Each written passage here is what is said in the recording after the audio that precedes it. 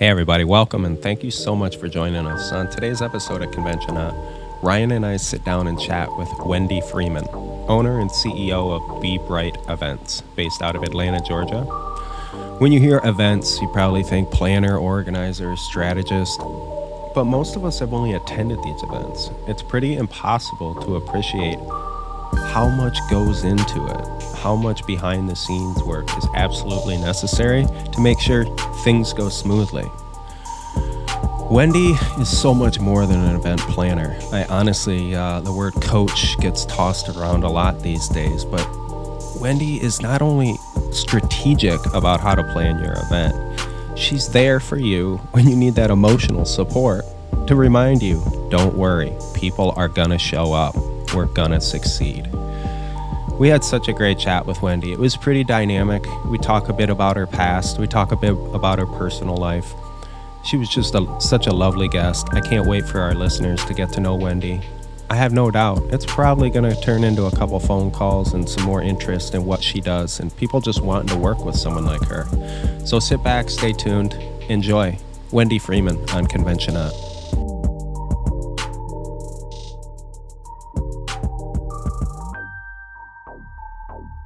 Are normally in the same region. Ryan's back in Michigan now, but are you in Atlanta? I know you're based out of Georgia. Okay. Yep. I'm in Hawaii. That's what Ryan was saying. I am jealous. I love it here. I'm really fortunate to live here, and I gotta admit, we've started a few interviews off like this, and I've found people have differing responses to it depending on how much they like where they live. Oh, well.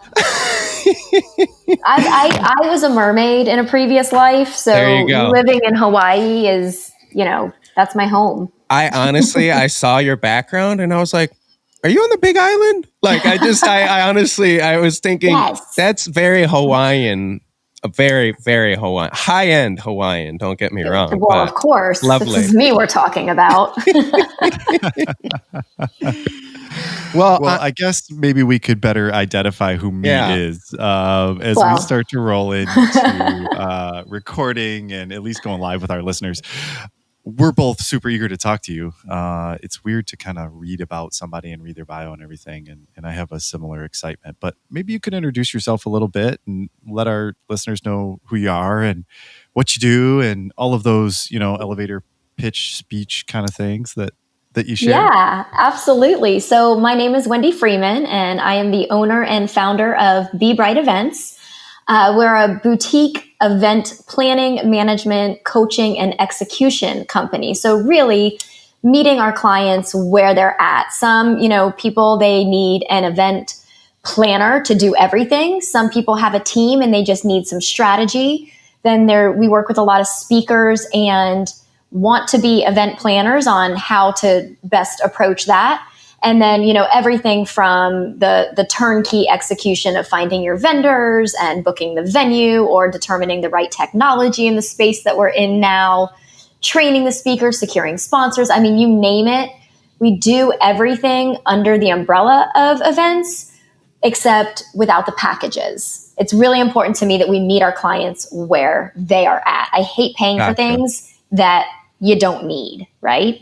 So that was one of my big things when I started my business was I don't want to create packages at all. Okay. So very, very catered and specialized to each and every event / client, right? I mean, that's what I gather. I mean, when I think of an event, it ranges from, people wanting to have a dinner party, literally, and some people, that's a very stressful, enormous event, to a 500-person keynote speaker, multi-speak, and most of us just show up.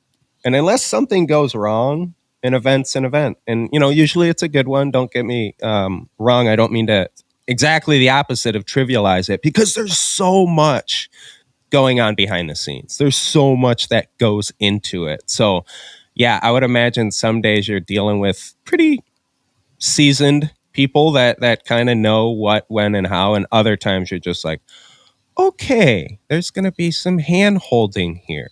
Yes, and that's definitely true. Now, most of my events are predominantly for purpose-focused, mission-centered entrepreneurs, people that are making a huge difference in people's lives. Since COVID, I've expanded that with the virtual. I've worked with a lot of educational foundations, a lot of nonprofits, and more organizations.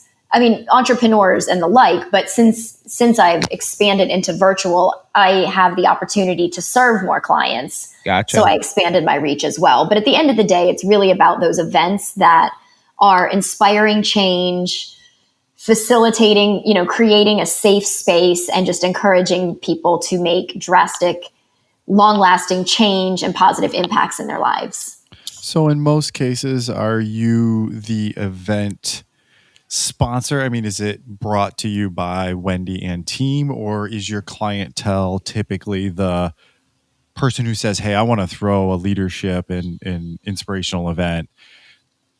I'm inspirational, but when it comes to space and water bottles and all the other things, I'm not trying to minimize any of it. No. Please don't hear it that way. But, all those things, which are bare, and quite frankly, like, I've done that before in the hotel rooms, right? Which is, I guess, like the age old, probably the polo shirt and pleated khakis equivalent to what you're talking about.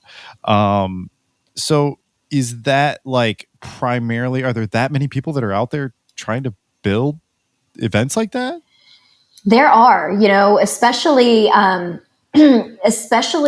right now I have seen, and I don't know if it's since I really started my journey of personal growth and development in the last 5 years. But as a result of that, the amount of coaches, life coaches, business coaches, fitness coaches, it's huge. There's so many of them. And those are the people that are trying to host or are hosting these events. You're not telling us anything. Every flipping coach in the world wants to get on conventioNOT, as Mike and I. Like, this is no joke. So as I cross my arms, it's like a real, closed subject. We should be so lucky. Yeah, we should be so lucky. But recently we have, and you'll hear like some of the promos in the shows, we're talking about, expanding our guest empire. I like to think of it as, right? Like our knowledge empire for the show.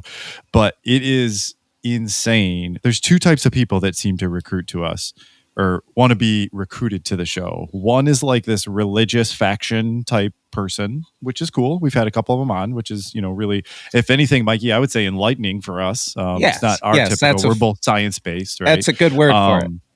Yeah. And the other is coaches, right? And so one of the things that jumped out like immediately about your background was the footprint of what you do to me, because I thought it was more about like herding the cats, so to speak, than being one of the cats, right? Because cats are really cool to watch from afar in a lot of times, but sometimes like trying to be able to talk to them or to bring, the value of the conversation can be a little bit tough. So if you're out there and you're building these type of events, like how do you prospect for clients that way? Do they find you, or is it like an SEO thing? Or so I've been very, very fortunate. The majority of my business is referral based. Okay. I do have a fairly good social media presence, especially with the onset of COVID. I just started going live in Facebook every day, talking about virtual events, planning virtual events. So real quickly, cool. I came from 15 years of a corporate event planning background for a technology company. So virtual events was nothing new to me. I mean, there's a lot that I've learned in the last 3-4 months of how to, the thing that I love about in-person events are the experience, that feeling that you get, that energy. And there's definite strategy for bringing that behind a screen and replicating that feeling. So that's the piece that I didn't necessarily have. That I've since attained in the last couple of months. But it's definitely been predominantly social media. Like I have a couple of clients that reach out. They're like, I've been following your content for a couple of months. They've never raised their hand. They've never engaged. They've never liked, commented, anything. But I have an event and I want you to plan it. Or help plan it. Or a lot of it has been out of necessity of, we have this in-person event and now we need to transition to virtual. How do we do that? Sure. So that's been a huge source of business in the last couple of months. And then I also partnered with 2 other event planners, and we created our kind of secondary business called The Virtual Event Experts. And so with that, we have a membership site, we have a coaching program, and a consulting program as well. So that's brought on a lot of clients, because a lot of the people that, buy into the membership program, once we're working with them and they start mapping out their event, they get to the point where they're like, I don't want to handle A, D, and F. Can you do that for me? And so we get a lot of business from there as well. That's pretty cool. That's a great idea, right? It's like a bit of a feeder program so that you could DIY, you could have that real custom experience yourself. And if you think you're a far expert in creating something that goes on the table, but you have no idea how to cater food, then you guys come in and pick it up. Exactly. I've been trying to sell Chris and Mike on the idea of a conventioNOT event. So I didn't know I was going to be pitching you today, Mikey. This is a good show. Ryan, you're always pitching. You're always pitching something or someone. I mean, it's just in your nature. I was going to say, I'll add into that pitch that, what's happening with virtual is you're able to reach such a broader audience than you otherwise would with in-person, can definitely be more cost effective. And the conversions for, if it's an enrollment event and you're selling something, think about if you're at an event, you have to walk to the back of the room, you have to stand, you have to wait to talk to somebody, to pull out your credit card, versus you're in a virtual event, they pop a link in the chat, you click it, your credit card's already stored on the computer, and you buy it. Yep. Yeah. So conversions are increasing as well. And from an attendance perspective too, Mike, I'm so sorry. I feel like I'm trumping the interview time here. Just do it. Don't worry. I'm logging some questions. But Mike's going to ask you some really qualified questions about your background, which I'm always so curious to hear. But now my mind is spinning. My business mind is spinning. Keep going. So part of what is always such a challenge, and I've spent the greater part of the past 10 years, and shout out to 3 or 4 different industry events for literally building my career as a consultant, building consulting business as a software professional. But one of the things that is always so hard is to try to get enough people, especially over the past couple of years where we have conferences there in Atlanta at the Georgia World Conference Center, I speak at a lot, and then in Las Vegas as well, is that the expense for a lot of the people that I want to talk to as a speaker and the contact that leads to that better conversation for me, so that it's not just like a PowerPoint in front of a bunch of hungover people, which is quite frankly a big challenge with conferences. That's really dynamic. And COVID or not, I think, we went through a surge like 5 or 7 years ago where everybody was going to be doing virtual events. And that amounted to webinars, which is another kind of, again, big business builder, always has been for me. But I'm so curious to learn more about this. We might have to take our conversation offline so that we don't use too much of the time about that. So curious about this. So curious. Yeah. I mean, and I think that's a big selling point of virtual events is that you're able to get in front of audiences that you might not otherwise would have. You're able to attract audiences that you might not otherwise would have. And from the event host perspective, or not me as the host, you had asked earlier, is it Be Bright Events does this? No, we're behind the scenes. It's your show. It's your name on everything. We just make you look good.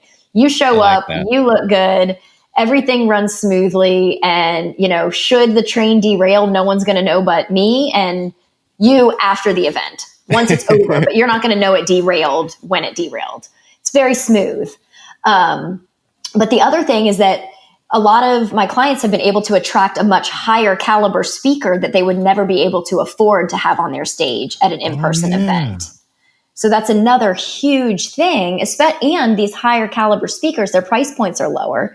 They're not traveling. They know how to show up virtually. So they're creating a great, that's the problem with some of the speakers that are only used to being on an in-person stage, is they're trying to take the exact same presentation, do it behind a computer screen, and it falls flat. It's just not the same thing, right? On that note, I am going to interject because I got to present in a month, and I found out yesterday it's going to be virtual because the country club that I've presented to this group a few different times, and it's normally at a country club. And it is, like it's one of those things where I can tell at least half of them are just there for lunch, and the other quarter isn't really sure what I'm talking about. But if I just reach a couple of them legitimately, that makes it worthwhile. And I was chatting with, one of the organizers yesterday just to kind of touch base, just because things have been so inconsistent and we're still on. But yeah, it's virtual. He was telling me they've been doing Microsoft Team, I guess, is another one of these kind of. But I was pretty straight with him. I was like, okay, cool.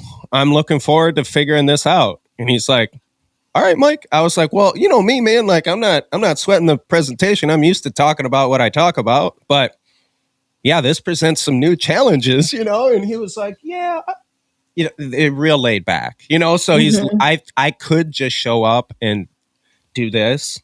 Clearly that's not for me. That's not going to suffice. And but just to set the groundwork so you appreciate it, Wendi, I was like, all right, well, you know what? Let me shoot you something in the next couple days, so you can put a blast out there and share with the attendees what we're going to be talking about. And he was like, no one's done that yet. Yeah, that would really stand out. No, it's just so advertising. Wendi just got goosebumps. That's a one. Yeah, Wendi. Oh my God. Wendi, I don't know if you've worked much in Hawaii, but when I moved out here from Toronto is where I lived prior to living here. And Toronto was my entry into corporate life. I went from a college student, moved straight to Toronto and was living downtown. So, and I work in the legal insurance industry. So I thought that was the norm. I thought dressing up and wearing a suit and staying out late a couple times a week and meeting clients, I thought that just went down everywhere. Turns out not every market can afford those opportunities. I shouldn't say afford in a financial sense, but it's just different stuff going on and a different focus. And in Hawaii, the events are not nearly as plentiful. I'll just say that. But you get to show up barefoot in a Hawaiian shirt, right? I mean, let's just say how you show up matters a lot. And the guy showing up in the full suit, it's not really impressing anyone here. Wow. It just does. Yeah, it's a very and this is a total derailment, but Wendi, if you were to do an event in Hawaii, and I'm curious about this because it's you are an expert. You've done events all over the nation, I assume. But it gets a little different region to region. Have you ever tried to do something in Hawaii? I have not tried to do something in Hawaii. I've done a couple of events in the UK, but I have not Hawaii. But even to your point, the type of events that I would host in Atlanta have a different feel than the exact same event in San Diego. Exactly. Just a different region, different kind of culture, right? Just different attitudes and behaviors, and same pitch doesn't work everywhere, just like the same presentation doesn't work everywhere. And I think that's what's really important for speakers and event hosts to realize is that, you have your content, but in the virtual space, context is really important to bring into it. You have to tie it all together and wrap it with that pretty bow, right? You have to relate to what are the other speakers. It feels, to me, it seems like when you're at an in-person event, they could bring in 6 different speakers talking about completely separate things, but because you're all in the same space, it's all tied together. In virtual, you have somebody coming and talking about coffee, and then you have somebody coming and talking about tennis shoes, right? It gets disjointed real quick. Exactly. Is this our conference? Wait. Sounds like Wendy's been doing her homework too. Yeah, I'm Coffee impressed. And tennis shoes, that's 2 of the most important parts. Where do I sign up for that conference? That actually sounds like a good one. Maybe throw in some wine and we're good to go. Exactly. That's how we wrap it up.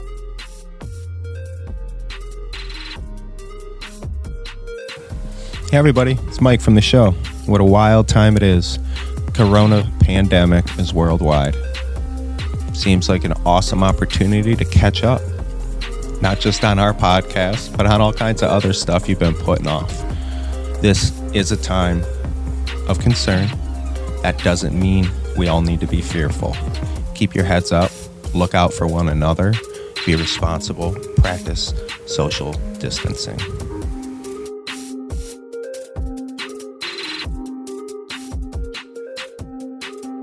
And see, this is exactly the type of, because I think this is really informative. This is a pitch. We're talking about something real specific here. But Wendi, you just have a demeanor that even if I didn't care about events, I'd be curious to hear you talking about it, because like I can see the passion and like your interest in it. You know, we've had some people talk about some subjects that, to be perfectly honest, I love events. I'm very social. I've hosted a couple things in my day, but we've had some other topics where I was just nervous before they came on, but they were so passionate that I'm intrigued. I'm engaged. So I need to know, like, you mentioned a 15-year corporate, you know, which you throw that corporate word in there, it implies like I had to get out at some point. I did do a little bit of looking, and I saw that, you know, you're sorority girl back in the day. Like, so have you always just had this like sorority social girl? There's a term. Okay, well, hold on. I was you were in a sorority for a minute, for a semester. Well, how did I find that out then? Wendy's finger how did I know that? Right. Too. And I appreciate that. I'm not giving you a hard time. I love that. Nothing against sorority girls, just for people that know me, that is not who I am. The reason you came across that, though, is because it ties into my story of I have been doing events my whole life. My birthday parties, my sister's birthday parties, youth group stuff, high school stuff, proms. I think I stayed in the sorority as long as I did because planning those events was fun. So you just honestly love the nitty gritty, like all right. So can I ask you a couple other questions? Do you find yourself to normally be like a little controlling? I might have some control issues. I have been working on those. That's okay. I think that stepping into entrepreneurship has really helped me to release some of those, because there's a lot of things that you just don't have control over. I've gotten real comfortable being uncomfortable. I've got real skilled at that. That was like my biggest learning. Yep. And something else, you know, in corporate, I would bring on other planners and to work with, because these huge technology events, they're just massive events. One person can't do them on their own. And what I found, and even working with other planners, they're order takers. They're control freak order takers. This is how it has to be. What do you want done? I'm going to do it. And so for me, one, I want it to be relationship. I want to collaborate. I don't want to just run the show. This is your show, your vision. I want to help make sure you're making strategic decisions, that you're spending your budget in the best way. If you say, I want this at my event, it's not just going to be like, okay, I'll get that. Why do you want that? What is that? How is that going to affect the attendees? What's that going to do for you? Would you consider the possibility of doing this instead, which will get you the same result for significantly less money? Or, you know, just really approaching it from a strategical standpoint and shifting my planning process that way has really allowed me to release the control, because it creates conversation and it creates teamwork and collaboration versus, I told you this is the way we're going to do it. You don't think this is a good idea. And now I'm frustrated. Well, I think part of that natural, sorry, Ryan, but just if you've done something a bunch of times and it worked, you know, why change it, right? But I guess there's something to be said. Each client wants to feel unique and individual, and you've gotten better at realizing that, like, if treated as such, there may actually be some real value in that, you know? Exactly. And just because it's worked for me doesn't mean that their idea is not going to be even better and work even better, that I can then execute with future clients as well. Exactly. I feel like when we end up peeling that onion back a lot, and then we talk about things like throwing an event is flipping hard, right? Whether it is just that dinner party or whether it's that 500 person people, and there's different budgets and there's different, you know, some of us meditate beforehand, and some people before events get off the plane and get like wasted and head to the event. Like there's a lot of social part of how that works. But one of the things that I've always observed, and I think in just like the 20 minutes of talking to you, I realize how valuable your perspective in your business is that it often ends in excess. Okay. And so again, most of my career is siloed in healthcare, technology and healthcare, but often what ends up happening is that to wash away the risk of those things being too eccentric, right? Mm-hmm. Like, because a lot of us have been to an event that's like one of the best events, but the reason that the event is so good is because there's a star who's like this event planner. But as the person who's sponsoring an event or building an event, in most cases, it's because of the content. That's what you want to showcase. And, bringing pay for vendors in and having a sales floor and all those things are very complicated. But I'm curious how you transitioned away from that, because you said you were in tech for 15 years in Atlanta. I don't want to make a judge on how old you are, but we're on the screen here. I'm going to guess that like you started that part of your career relatively young. And so you've probably have seen it, right? Like you've seen the $500,000 trade show booth and you've like lived that stuff. So how does that transition like work today? And maybe like it's easier to kind of summarize or distill it into COVID, but like how do you transition that? Because I'm going to guess you make a lot more impact at those smaller level things now. And then like what doesn't work from before, if you're comfortable sharing where you worked or what industry of tech you were in. Yeah, absolutely. So it was a risk management technology. So for enterprise class risk management technology. And I actually started there. It was a startup. I was the fourth employee. By the time I left 12 years later, we were up to 700 employees. Equity? So of course. So of course I was very fortunate because I really got to experience all different sizes of events, all levels of growth. And I joked that it was kind of like entrepreneurship light, where there was 4 employees. I didn't have the financial real investment, but I got to feel what that, 60, 70 hour weeks were like. Is this going to work? Let's just throw this at the wall and see if it sticks. And that was actually one of the main reasons. Well, back to what you were saying, these big events and the impact and all of that is one of the main reasons that I left, was that those events, while they were fun, and planning technology events, whether it's a trade show or a customer conference, the budgets are huge and you can do incredible, fun, creative things. So like that was awesome. But at the end of the day, that event, like it was making somebody's job easier. Like that was the impact it had. And that's a really cool perspective on that. I just wasn't fulfilled. Like I loved the event planning, but I wasn't fulfilled like I experienced when I to events as an attendee. That feeling that of people getting up and doing group share or, doing a share, or the breakthrough that they had, or you see somebody figuring out they have no clarity and then they gain this clarity because of this inspirational speaker. I was like, I want a piece of that. Like I want a behind the seat. Like I might not have my own inspirational, which I've since, I might not be a speaker on stage changing lives, but I want to create the space where lives are changed. And that was really the impetus for me of being like, I'm done. I love that. You can work your way up the corporate ladder. I was traveling. I did all the things that society tells you to do. Yeah. But I still wasn't happy. All those boxes were checked. You're making a good salary. Your bosses told you were good at your job. And you were just like, this shit is not fulfilling. Right. I was like, why am I still not happy? I didn't have purpose. But the payoff, to become a master of your craft and to not have that payoff there. And I think this happens to a lot of other careers. I'm sure, we all have friends that are in this environment, but you compete and you compete and you compete. And then it's at like the top of the mountain or the near top of the mountain. And it's stormy on the other side, right? Like there's not much payoff for continuing on. Right. Well, I think so sometimes... Was there an event? Sorry, not to use the term event. Sorry, Mike. But was there like something that made you say, oh man, I'm not going to do this anymore?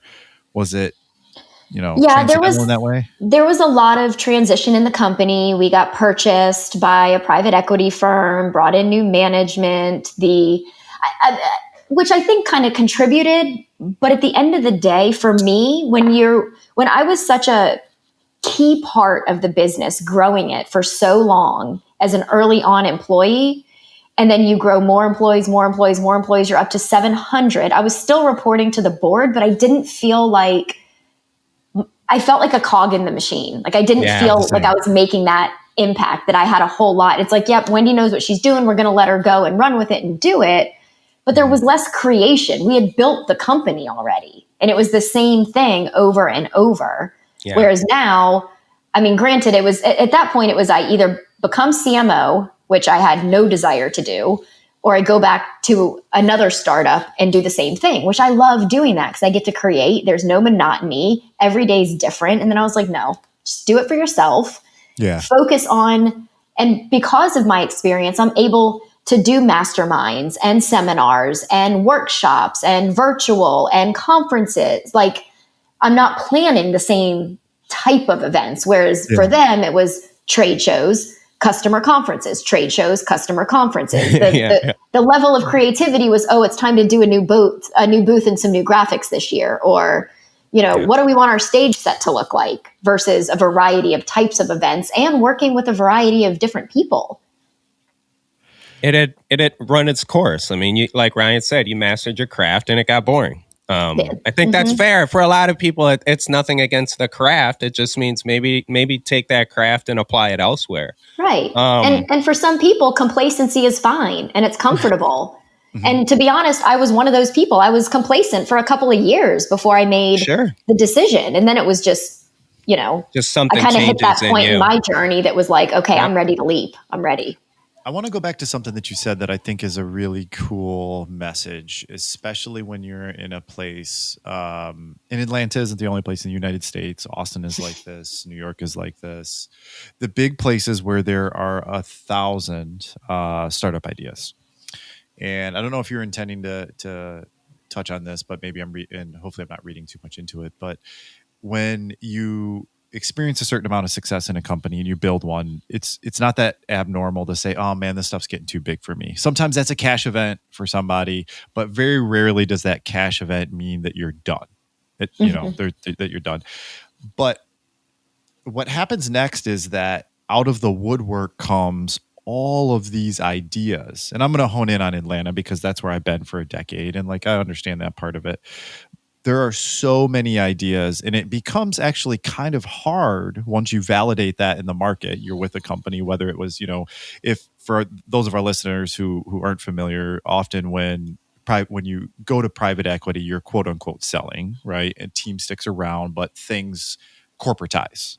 Just for a very high level discussion. I don't know that was a situation with you, but it was. Then all of a sudden, the people who have built a business, their cousin has an idea to start a bourbon outfit, and then their other buddy wants to do a conference on sneakers, and there's all these things, right? But I really want to commend you, and I feel like I'm making more of a declarative than asking a question here, but the question is like, one, do you remember that? Do you identify with what I'm talking about? But two, how did you start to sort through and then say, you know what, I think I want to do this on my own? Was that instantaneous, or did you mess around with some other stuff? Or so I totally resonate with what you're saying. Two, I went through a phase where I started going on interviews. Like I just knew it was time for a change. And so I started going on interviews and got offered a couple of jobs, and it just didn't feel right. Mm-hmm. And then I got more, I invested in a couple of different coaching programs. I hired a mindset coach, and it was through that I was able to gain clarity. And honestly, like it was my mindset coach who he was like, you are not living up to your full potential. There is so much greatness inside of you, and like, you are not using it. Like, why don't you see this? And like, I honestly borrowed his belief in me. Sure. And I was like, oh my gosh, because I super admire him. Like, I think he's an incredible individual. And it's like, if this guy believes in me more than I believe in myself, like, why am I not doing this? Sure. And I just know with the way I am being a planner and organized, and, I used to joke that I am not OCD, I'm CDO, because the letters have to go in order. I don't necessarily say that anymore. And now I'm a recovering perfectionist, because I've learned progress is perfection. But it just kind of got self-deprecation. Thank you. It just kind of got to that point I was actually at an event. I didn't know, like I knew I was ready for a change. I didn't know what it was. I kept going to all these events and you hear people talking about their vision. And I remember like one day I was crying at an event. I was like, everybody knows their vision. I don't know what I want to do. And why, And it was a couple of months later at another event where we did this exercise and they're like, which is where I determined that I was lacking purpose. And that was the real reason of my unhappiness. And then I just, again, started crying. I'm very vulnerable. I have no problem crying. I started crying and I was like, I want to plan events just like this one. And that's when I realized I was doing what I love, but in the wrong space. Okay. And then I realized that now that I was surrounded by positive mindset, mission purposed, like-minded people, that now I had the community that I needed to support me through it. Whereas before, my corporate friends and the acquaintances that I had, I mean, many of them sadly, are not friends today because they don't understand that transition. And you work all the time. What do you mean there's no work-life balance? Like, I work to live, I live to work. Like, there isn't. Yeah. Like, yes, there's balance, but no, sorry, I'm not going to go out Friday night because I'm going to catch up on this. Or no, I'm going to choose to stay home and read a book. What do you mean you're not going out?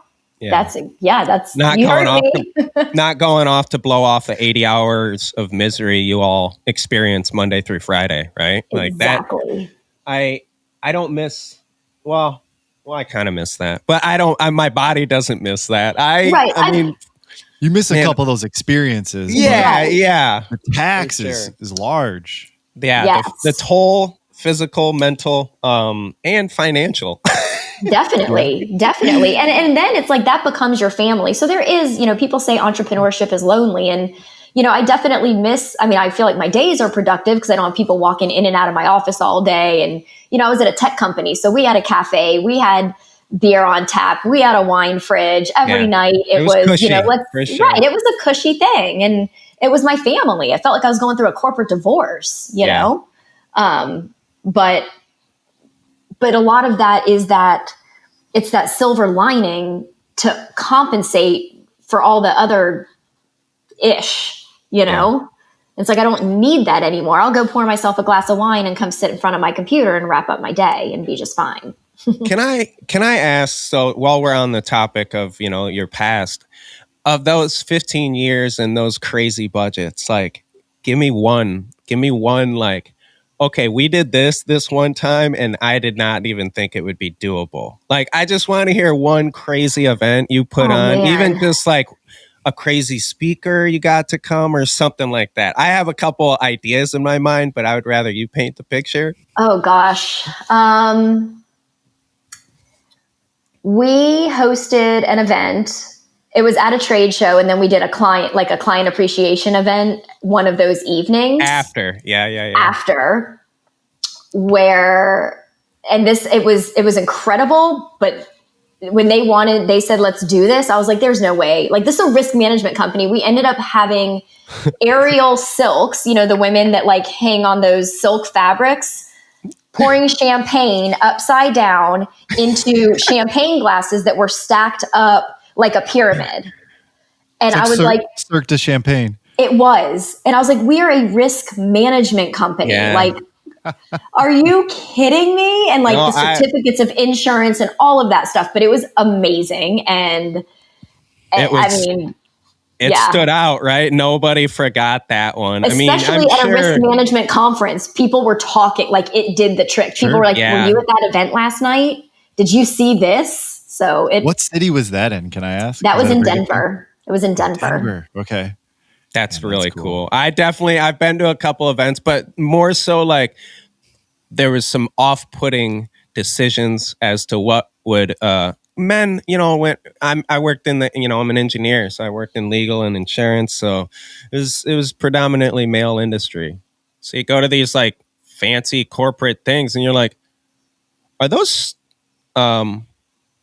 dancers? I mean, what are those dancers for pictures? Cool? Like, this is what we're doing? And no, it's cool. We got male dancers too. I'm just like, oh, jeez. Who coordinated this? Like, that that is not an okay look. Just because men are that easy, let's not give them the lowest hanging fruit available. Right. Make them work a little bit. It may smile tonight, but tomorrow, it's not going to send us business. We're a forensic engineering company. And, we maybe don't need this swimsuit girls at our events. Right. That was a funny one I was at a while back. That's awesome. Yeah, I've seen a lot, especially at trade show type events, the gimmicks that people try to use to get people to their booth.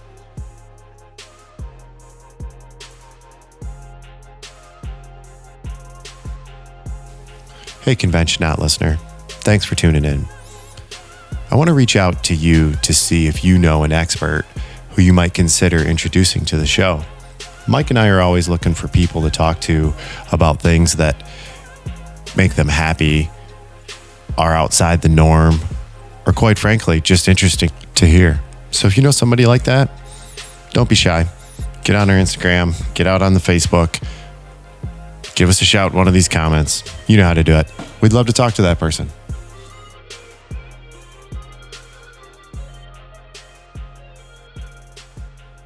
The booth. Yeah, like that. And Ryan, you mentioned earlier, like $500,000 booth. And my jaw, I'm just like, what? And I knew people spend much. Tens of thousands of dollars, but like for $500,000, what is being done? Like, well, is it that? There's, the lighting, custom floors. You can do custom carpet. You can do hardwood floors, the different lighting. For me, it was a lot of AV, a lot of heavy tech stuff hanging from the center. With trade shows also, you're spending thousands of dollars for a slab of concrete. Yeah. Before you even put anything on it. Yeah. But then it makes you wonder, all of that money, and you're looking at it as lead gen, there's got to be some better ways to generate leads and still have a presence at that event, There's and so I've been everywhere from a, 10-person tech startup environment to a 500-person, ready to sell, ripe to sell type company. And the reality is most of your employees hate it. There's about like 4 to 10 of them, most of them who have the ability, like what Mike was saying, to do that all night long battery thing and then get up and put their black dress shoes and their pants on or whatever the corporate attire is. And I'm exhausted just shiny. Reliving that. Oh man, I'm with you. Yeah. And then there's like, I worked for a company for a while that we had like closing rooms inside of that booth. So there's this big booth and it's got screens and it's got kiosks and it got all the things, all the different pieces to shut up. But products. It's like, come to the back room and we're going to close this deal. Oh yeah. It's built into the structure. That makes sense, but I never was in one of those booths. Like product testing. I've been inside, I've been commentary or a bit of a expert commenter, not witness Mike, but expert commenter on some oxygen, like portable oxygen development products over the years and sleep development products over the years. And so a lot of times they'll do those like NDA discussions inside those booths. It's a little bit of a digression from today's subject, but I always sit there. Like I really, really do. And I sit there. And again, I've had to show up at 7 a.m. and be there till the end of the show. And then go to speak in between and come back. And I have always thought this is so inefficient for the capital that's being invested. All of the capital. Really just so people could get drunk together. And like that's healthcare. But Mike, it sounds like the legal industry is the same. That's risk humans. management, I'm sure. Yeah, that's humans. That's what we're all doing is like just to party together. Like maybe we could do this a little differently. I'm going to digress for a minute. Ryan, did you ever go to Ashram? No, I did not. Okay. So we did. We had a healthcare tech product. Yeah. So I didn't know if you were talking about Ashram specifically because you just pretty much painted the picture of that event. HIMSS would be, so I don't know if you ever went to HIMSS, but HIMSS and Ashram are super similar conferences, just, health information conferences, Mike. Yep. And same thing. Like, I'm talking $10,000 dinners. Like I've been at the tab and turn in the expense check. Here, we're going to get letters about why healthcare costs so much, but write them to my company or whatever. But seriously, I'm dead serious. Yeah.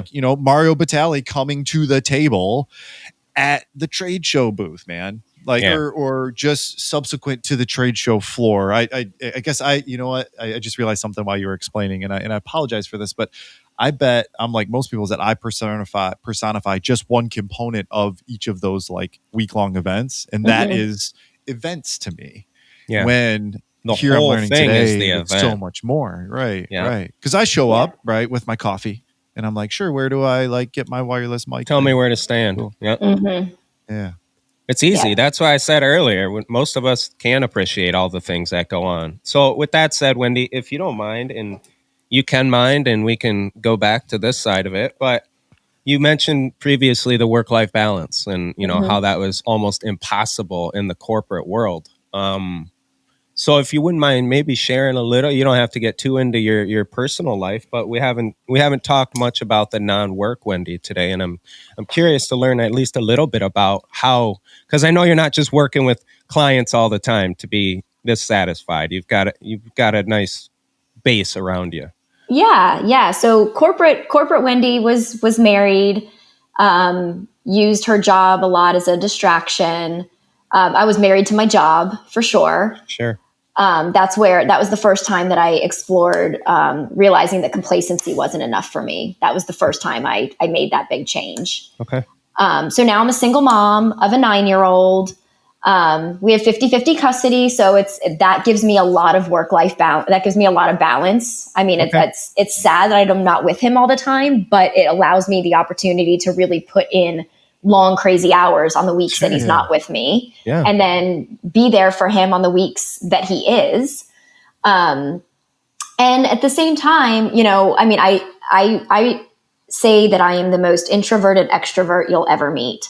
I love people. I love being around people, but then I recharge alone. Gotcha. So put me outside in nature or put me on the water and I am a happy person. So that's been my biggest thing, because I'll get to these points even now where I realize that I get burnt out, and it's that I have to do this. I need to do this. I should do this. I'm shooting all over myself. Nothing is actually getting accomplished to the caliber that I expect of myself.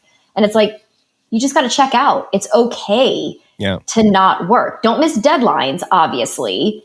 But it's like, I could sit here and work for 3 extra hours at night and be exhausted. And then my first 5 hours of my day tomorrow are not nearly as productive as if I just worked 2 extra hours tomorrow morning, you know, so realizing not constantly emptying the tank, right? Like setting that as your bar of just, well, if I slow down, if I'm not exhausted, I didn't have a productive day. And it's like, a lot of times we end up exhausted because our day was unproductive. Like it's so true. Because what I would do is I would empty the tank and then I would have a week of like no productivity. I was just so burnt out. I didn't want to check email. I wouldn't do anything. So it was once I realized that cycle. I think a lot of times when you're working your 10,000 hours too, you get addicted to it a little bit. You know, and like, it's easy to call it maturity. I don't think it's like necessarily just maturity, because it comes with time. But I do think that, like, for me, this is very much so true. And I'm identifying with what you're talking about, like post-sale into next job kind of thing. Right. And so, it's fucking true, pardon my French, that like, this just actually just came to me when you're talking, is that we spend all this time paying dues and learning. And then maybe sometimes if you don't depart from that company, especially the way that you're married to your job, and you're young and you're working your 10,000 hours, if you know, you contribute or subscribe to that, you know, like Gladwell perspective. But like, then all of a sudden, like every article that you read says you got to unplug to be successful. And now you really can unplug. And you figure out that it's maybe not as like financial as you thought it was. Because like for the past 10,000 hours, you thought it was like just financial. You were like, whenever I get to that point or however. And so I wonder, like, do you see that? Will you ever build this business now to, I know you're not going back. I think that you well explained that today. But like, will you build this business now headed toward that type of size or toward that type of success? Because I'm sure you're a gamer. There's no way that you're not a gamer having built all of that. Yeah. So So two things that I want to touch on there. The first thing that you said, it's not financial. That was a huge shift in mindset, even as an entrepreneur, because it used to be, if I'm not working, I'm not making money. Yeah. So I had to overcome that real quickly. As far as do I see Be Bright becoming some huge corporate company? No, I don't want that at all. Because you lose that connection, you lose that personability. Of course. So what I really want to see is I would rather have, Be Bright and like different areas. Like maybe there's a branch of Be Bright with, 8 to 10 people that only do mastermind retreats. And then maybe there's another group that only do these enrollment events. And then maybe there's another group, but predominantly I don't want a bunch of full-time employees on payroll. Like I want to find like-minded people like me who want to be entrepreneurs. Maybe they don't have their own vision or their own idea or the know-how to start a business. Like I want to give other people the opportunity to experience entrepreneurship, maybe without all of the risk that I have taken on. Well, I would say is a very mature perspective, very much so. Man, if you're listening to this and you got that like reverse 30 seconds on your podcast app, I think that statement, Wendi, is like one of the more powerful ones we've heard on the show. Seriously, because it's really only you that awards you with that permission. Mm-hmm. No matter what, no matter who you're coached by or mentored by or your bank account says or those types of things, it's really only you that awards you that perspective and that permission. Mm-hmm. On that note, Wendi, can I ask you, and I feel like I'm going to strap in because I'm really excited to hear your response to this. And we ask a lot of our guests this question, and you've been really kind to share with us a lot about this period from then until now. But I wonder if you have any advice you might share with, the 15, 16-year-old version of Wendi. What would you maybe not even do differently, but what would you say? And how loudly would you have to say it? We didn't get to meet the teenage version. Yeah, I think that I would be shaking. Okay, so I always say I have very few regrets because at one time that's exactly what I wanted. That's exactly what I wanted at that point. There's some, we all have them. I think that I would be shaking myself saying, listen to your father, listen to your father. Okay. My dad is a big personal growth mindset, loves Tony Robbins, Landmark Forum, all of those things. Gotcha. And the way that he used to talk about it, it felt like he was preaching. And so I resisted it. I was so resistant. I wouldn't listen to it at all. And it took me going through a marriage, a divorce, really accomplishing all of the things on my own and realizing that there's still more to life when I opened my eyes to all of the possibility and what a simple mindset shift could do. So I think that would be the biggest thing is because I keep saying, man, if I could have discovered this world of personal growth years ago, and it's like my dad was like, on a silver platter, here you go. And I was like, bam, knock that platter out of his hands. All of us. Why during our most transformative years are we the most stubborn in refusing? Like literally put on any bullshit TV and I'm listening. But if my dad or my mom or people who really cared about me at that time, nope, can't hear you. Yeah, can't hear you. exactly. Don't want to hear you. I mean, that is such a messed up chakras, human condition. It's just a bad human condition. It is. It's bad programming. And I don't know where we got that because that's definitely not our parents programming us not to listen.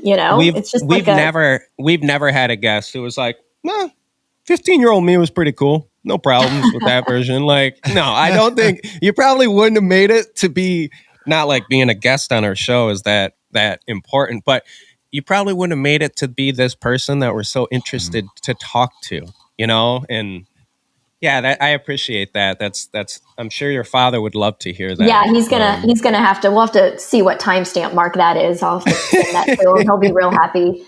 But I think that listen to the whole episode. He will. He's like, my parents are like my biggest fans. They don't understand what I do or how I do it, but they're very, very supportive.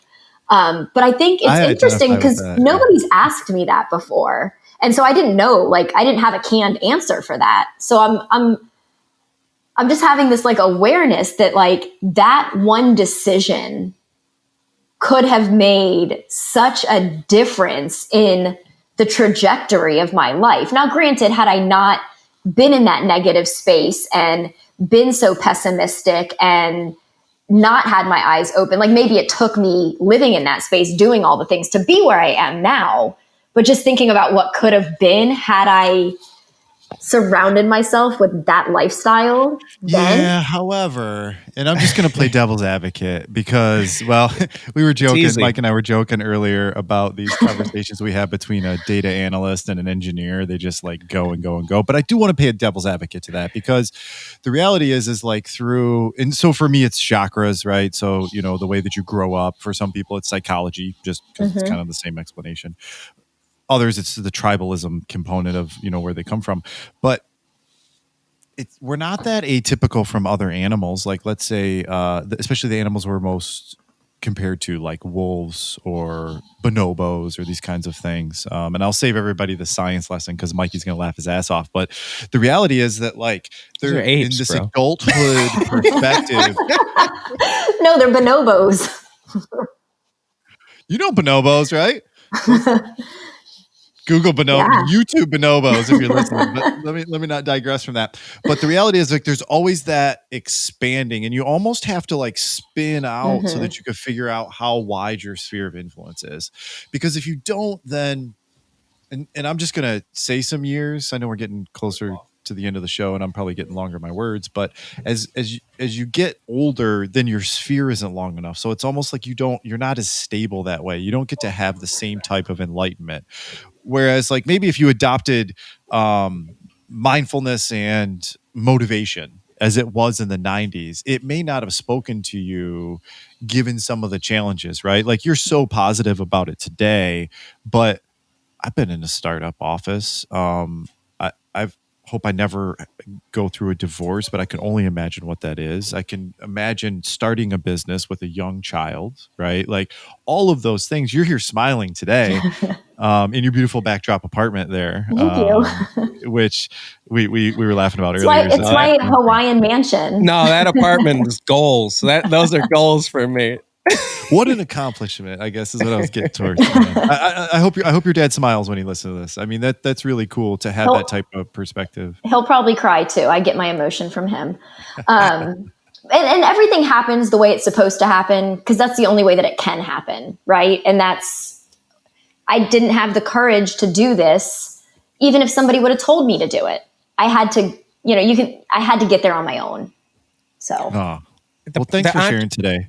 If I want to get a hold of you, I'm sure you have a contact form on your website to become a lead in the system. But like, if I really want to learn about how to be a little bit more introspective about the events I'm planning this fall, because we have a lot of people that are listening that do that, right? They're thinking like, oh man, I was going to go to this conference. Maybe I could plan my own conference, especially if it was a little more virtual. Exactly. That's what I'm talking about. If I want to, start to get into the coaching side of your business, which I think is important, could you share that with us? Could you share that social media feed? Absolutely. So the easiest thing, it's Be Bright Events, and it's BE, like the letters BE, like BE, which is a whole other story tied to it. So it's Be Bright Events you can find me on all the social media outlets that way. And then just to make it really confusing, my website is bebrighteventsco.com because Be Bright Events wasn't available. It is now, and I bought it. I just haven't transitioned all of that. But the easiest thing is Be Bright Events on any social media, or you can also go to thevirtualeventexperts.com is kind of the collaborative virtual event side of things. Okay. And thevirtualexperts.com is where I could learn. I have the idea that I could be, or my organization could lead an event. I have an idea of content, but I have no idea what or how or when. Yeah, what else to do? That's exactly. Yeah. So that would be, and they're all connected, but that's where there's a, do-it-yourself toolkit. There's the membership program. There's a group coaching program, consulting, and done for you. So that'd definitely be the place to go there. If there's a cult, I'd like to know about that too, though. Well, there might be. You might call it a mastermind. I call it a cult, Oh, Mike, this is coming back around. I've been asking my podcast partners to have a mastermind group and an event for a year. Wendi, you were put here. You just said it. Finally, everything happened for a reason. Well, thank goodness we now know someone who actually has the abilities to do that. And it won't be just us stumbling through it like our first year of podcasting was. True. Yes, that would be so much fun. Thank you so much for joining us today. We have to have you come back on the episode. I feel like your fire could really add to some of the other conversations that we have with some of our bigger group formats. So I would love that. This has been an awesome podcast. I've really enjoyed being your guest today. Thanks so much for joining us, Wendi. I always have to say this, like some people come on just to kind of promote a product. And I think most of us are, if we're participating, we're ready to do that. But I'm so grateful that you're willing to share some of the personal stuff too. I think that is a huge component of someone like you, who, like I said, does everything apparently with a ton of passion. So I really appreciate you sharing that with us, and everything else was really informative, and it was a great chat. I appreciate that. Thank you so much.